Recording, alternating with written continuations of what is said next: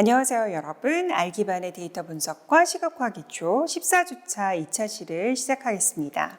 이번 차시 학습 목표는 그동안 배운 다양한 기능을 활용하여 획득한 데이터에 대해서 전처리와 분석 방법 그리고 그 결과에 적절한 시각화를 수행하는 방법에 대해 전반을 탐색하고 경험합니다.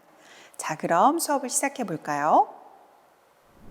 네, 이번 시간에는 우리가 그동안에 배웠던 모든 기능들 중에서 지금 현재 우리가 분석하고자 하는 데이터에 대해서 적절한 방법을 찾고 적용하고 시각화하는 내용들에 대해서 살펴보도록 할게요.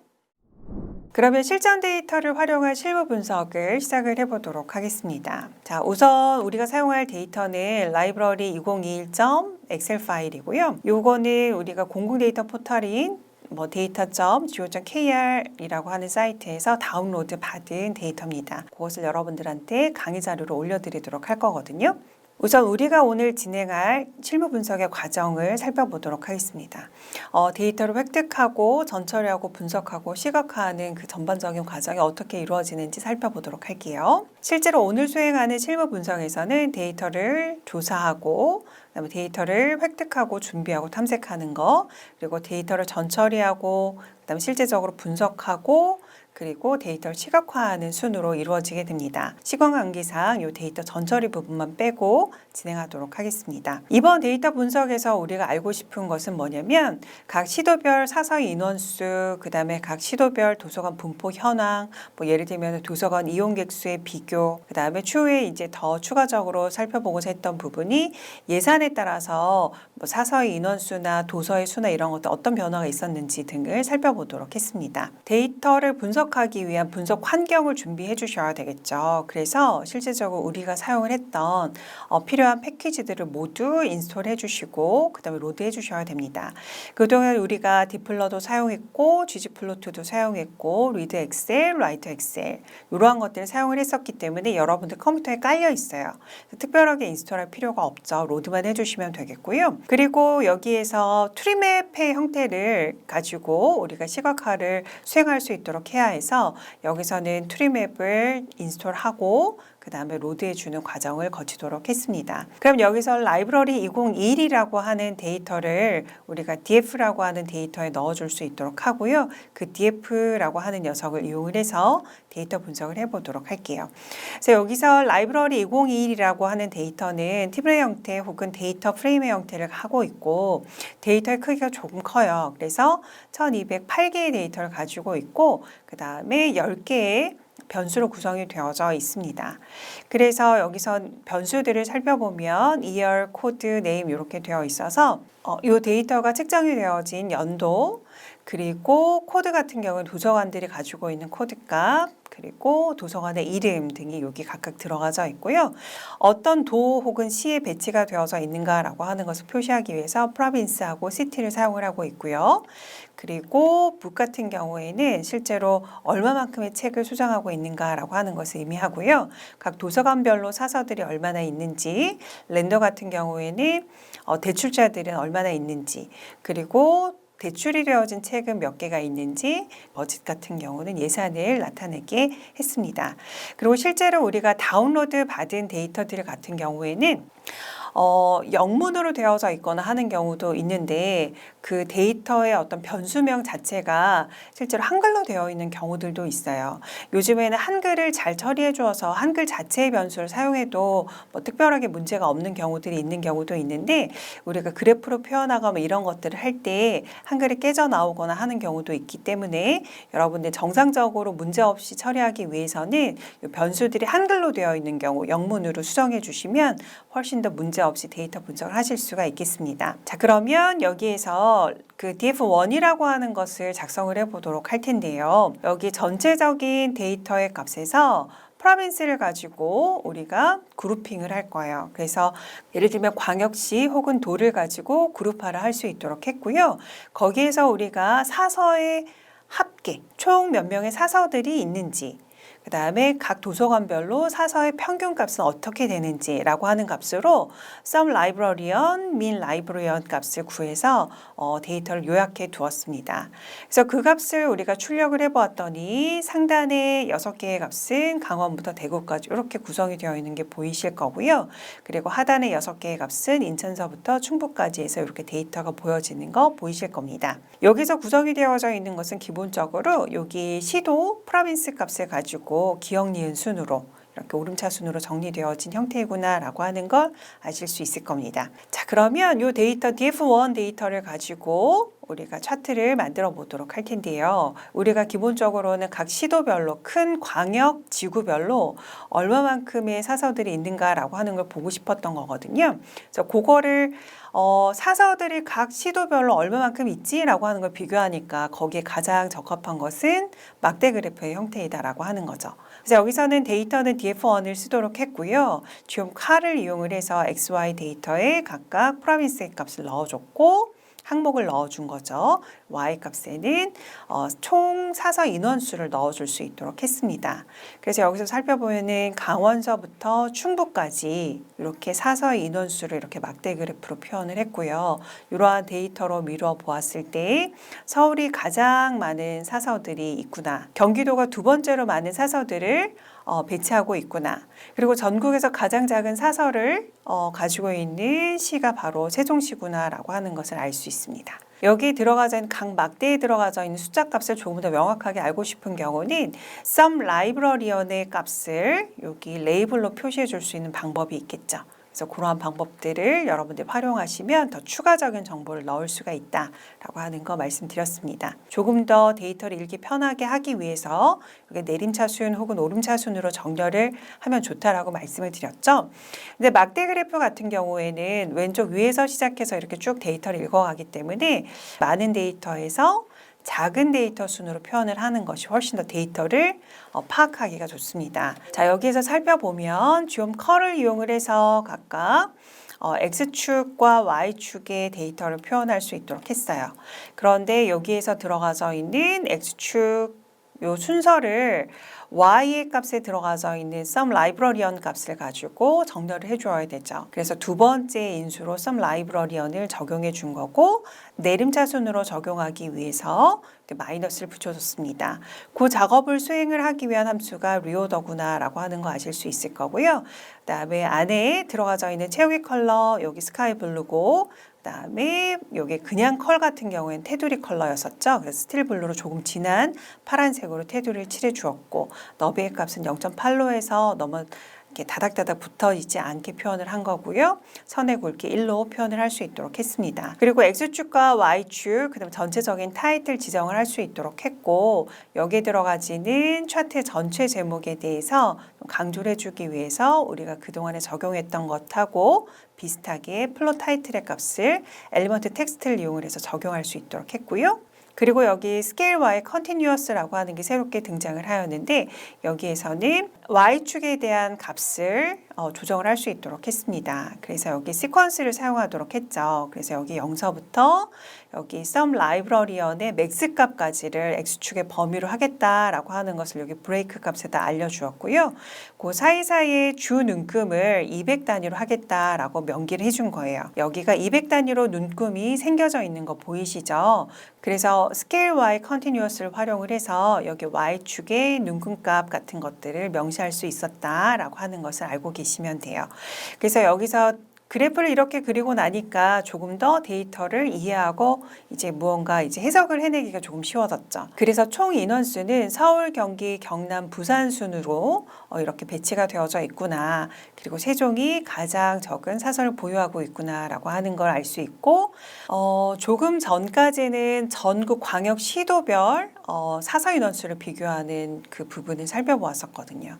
그런데 여기서는 그 범위를 조금 줄여서 충남 안에 포함이 되어져 있는 시군구에 대한 도서관 사서 인원수를 비교해 보도록 하겠습니다. 그래서 DF2라고 하는 변수에다가 충남 내에 속해져 있는 시군구별 도서관 사서 인원수를 구하는 코드를 이렇게 작성을 했고 DF2라고 하는 변수를 만들어 두었습니다. 그래서 그 DF2라고 하는 변수를 이용을 해서 우리가 각각 그래프를 그려보도록 할 거거든요. 그런데 여기에서 구한 그 변수로는 토탈 그 라이브러리언, 그 다음에 에버리지 라이브러리언 이렇게 해서 두 개를 구했거든요. 토탈 라이브러리언 같은 경우에는 기본적으로 총 인원수를 말하고 에버리지 라이브러리언 같은 경우는 평균 인원수를 구하도록 한 겁니다. 자, 그러면 G1 같은 경우는 여기 토탈 라이브러리언을 이용을 해서 총 인원수를 이용을 해서 도시를 내림차순으로 정렬을 하고 그려준 그래프입니다. G2 같은 경우에는 그대로 적용을 하는데 토탈 라이브러리언을 여기 에버리지 라이브러리언으로 바꿔준 것만 달라졌고 나머지는 같은 값을 이용을 했어요. 그래서 G1과 G2에 각각 총 인원수로 그린 그래프 그리고 그 다음에 평균 인원수로 그린 그래프를 가지고 이렇게 처리를 할 수 있도록 했습니다. 자, 그래서 여기 요 두 개의 그래프를 비교해서 우리가 좀 살펴보고 싶어서 여기서 그리드 어레인지를 사용을 할 수 있도록 했고 각각 50%의 비율을 주어서 두 개의 열로 표현을 할 수 있도록 데이터를 그려줄 수 있도록 했습니다. 자, 그럼 이 그래프를 조금 더 자세하게 살펴보도록 할게요. 자, 그래프를 살펴보면 왼쪽이 충남 시군구별 도서관 사서 총 인원수에 대한 시각화 데이터고요. 오른쪽 같은 경우가 충남 시군구별 도서관 사서 평균 인원수를 표현한 것입니다. 실제적으로 시군구의 어떤 규모에 따라서 총 인원수는 굉장히 큰 차이를 보이고 있거든요. 그래서 이것이 실제적으로 시군구별로 있는 인원의 적당한가 그렇지 않은가를 따져보는 그래프로서는 좀 유용할 것 같아요. 그래서 왼쪽에 있는 그래프의 특징을 우리가 살펴보고 넘어가면 충남도에 있는 지역 중에서 도서관 사서가 가장 많은 지역이 바로 천안과 아산시와 그리고 서산시이구나라고 하는 걸 알 수 있었고 그 다음에 가장 작은 곳이 계룡시구나라고 하는 것들을 우리가 알 수 있었거든요. 그 다음에 이거 너무 차이가 많은 게 아닌가라고 하는 생각을 우리가 할 수가 있는데 총 인원수와는 다르게 평균 사서 인원수는 그렇게 큰 차이가 없었다라고 하는 거죠. 도서관의 개수의 차이가 있는데 각 도서관별로 얼마만큼의 그 평균 인원수가 있는가라고 하는 걸 우리가 따진 거라서 총 인원수하고는 다르게 평균 사서 인원수는 홍성, 아산, 천안 순으로 배치가 되어져 있구나라고 하는 걸 알 수 있고요. 그다음에 상대적으로 가장 작은 평균 인원수를 가지고 있는 지역이 금산군이구나라고 하는 걸 우리가 알 수 있습니다. 그리고 여기서 유의해서 보셔야 되는 거는 그래프의 형태가 뭐 비슷하게 하고 있어서 간혹 착각하실 수가 있는데 여기서 0서부터 50까지의 여기 스케일을 가지고 있고요. 범위를 가지고 있고 여기 오른쪽은 평균이기 때문에 0서부터 여기 뭐 한 4, 5 정도까지 그 데이터를 가지고 있구나라고 하는 거, 그 데이터의 수치 자체에는 차이가 있구나라고 하는 거 알 수 있다라고 하는 거. 그래서 오른쪽에 있는 그래프를 살펴보았을 때 충청남도 같은 경우에는 도서관별로 1명에서 5명 내외 사서가 근무하고 있구나라고 하는 걸 그래프를 통해서 파악할 수 있었고 그리고 상위 6개 지역은 4명 이상의 사서들이 근무함으로써 굉장히 도서관 서비스를 하는 데 있어서 양호한 편이다라고 하는 것들을 이러한 수치 데이터를 통해서 우리가 파악할 수 있었습니다. 네, 다음으로는 도서관 예산하고 다른 변수들하고 어떤 관계가 있는가라고 하는 부분을 살펴보도록 할게요. 오른쪽 결과처럼 2x2로 그래프를 넣어줄 수 있도록 하기 위해서 그리드 어레인지를 사용할 수 있도록 했고요. 여기에 들어가는 그래프들을 각각 개별적인 변수에다가 넣어줄 수 있도록 했습니다. 여기 첫 번째 그래프 같은 경우는 예산과 소장 도서수와의 관계를 산점도로 살펴보고자 한 거고요. 두 번째 그래프 같은 경우는 대출자의 수와 예산과의 관계를 살펴볼 수 있도록 했고 그다음 세 번째로는 사서의 인원수하고 예산과의 관계 그리고 마지막으로 대출 도서 수와 그리고 예산과의 관계를 살펴볼 수 있도록 했습니다. 이 4개의 그래프를 그려서 이렇게 표현을 해봤더니 이러한 방식으로 표현이 되어져 있거든요. 이 그래프들을 살펴보면은 이렇게 그래도 뭐 강한 상관관계와 그렇지 않은 상관관계가 있어요. 그리고 여기 작은 숫자에는 이렇게 데이터들이 이렇게 뭉쳐져 있는데 오른쪽 위로 갈수록 이렇게 데이터들이 퍼져 있는 것들을 우리가 볼 수가 있죠. 그래서 여기는 적절한 데이터의 분포를 좀 조절할 필요가 있겠다. 사실 이렇게 데이터가 많이 분포되어 있는 부분을 좀 상세하게 살펴볼 필요가 있는 경우들도 있거든요. 그러한 경우에는 여기 데이터 축의 범위를 우리가 좀 조절을 해서 그러한 부분들을 조절해서 살펴볼 수가 있습니다. 네, 다음으로는 지역별 도서수와 예산을 비교하기 위해서 트리맵을 사용하는 방법을 좀 설명드리기로 할게요. 한국어로는 나무 그림이라고 이야기를 하는데 보통 트리맵이라고 하는 표현이 더 익숙하시게 될 겁니다. 이 트리맵 같은 경우는 데이터가 가지고 있는 계층 구조를 타일 모양으로 표현한 것입니다. 타일은 계층적 속성을 가지고 있고요. 계층은 컬러로 표현이 되어지고 그다음에 면적으로 표현이 되어지게 됩니다. 트리맵을 그리기 위해서는 트리맵 함수를 이용을 해서 그래프를 작성하게 되고요. 트리맵 함수의 구조는 다음과 같은데요. 처음으로 들어가는 df는 우리가 그 적용을 해준 그 데이터, 전체 데이터가 되겠고요. 인덱스로 들어간 프로빈스하고 시티는 각각 계층 구조를 설정을 할 때 사용이 되어집니다. 가장 상위에 광역 시도를 넣어줄 수 있도록 한 거고 각 광역 시도에 속해져 있는 작은 시군구를 시티로 지정을 해주었기 때문에 큰 거에서 작은 거로 내려가는 계층 구조가 광역 시도에서 시군구로 설정이 되었구나라고 하는 걸 알 수 있습니다. 그리고 여기서 V 사이즈 같은 경우에는 타일의 크기를 이야기하거든요. 자, 여기서 얘기하는 타일의 크기는 버짓, 예산의 값으로 지정을 해주었어요. 그래서 타일의 크기가 크면 예산도 많구나라고 여러분들이 이해를 해주시면 되겠고요. 그리고 V 컬러에는 북을 지정을 했어요. 여기에서 타일의 컬러는 소장 도서수로 지정이 되어지도록 한 거거든요. 그래서 타일의 컬러가 진해지면 진해질수록 소장하고 있는 도서의 수가 많다라고 여러분들 생각해 주시면 되겠습니다. 그리고 타입의 밸류를 지정을 했거든요. 타일을 컬러링하는 방법을 지정을 하는 건데요.